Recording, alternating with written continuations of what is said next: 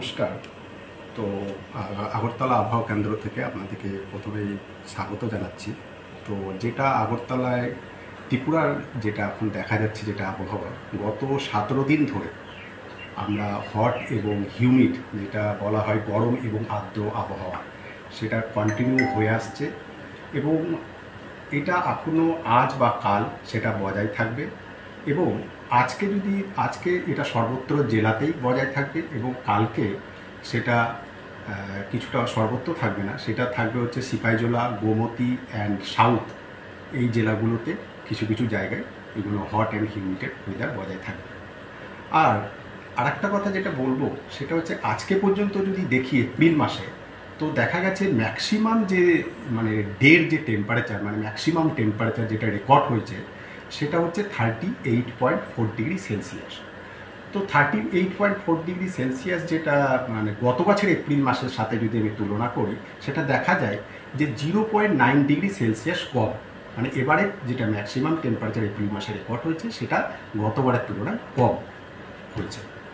তো আরেকটা যেটা বলবো সেটা হচ্ছে আজকে এবং কালকে আমাদের যেটা দিনের সর্বোচ্চ তাপমাত্রা সেটা স্বাভাবিকের থেকে বেশি থাকবে, যেটা 3 থেকে 4 ডিগ্রি বেশি হওয়ার সম্ভাবনা, এবং কালকের পর থেকে টেম্পারেচার কিছুটা কমার সম্ভাবনা আছে এবং যেটা স্বাভাবিকের কাছাকাছি থাকতে পারে।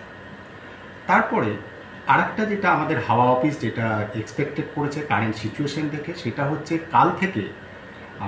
কাল থেকে সর্বত্র জেলাতেই থান্ডারস্টর্ম বজ্রবিদ্যুৎ এবং ঝড়ো বাতাস হওয়ার সম্ভাবনা আছে কিছু কিছু জায়গায় সর্বত্র জেলার মধ্যে।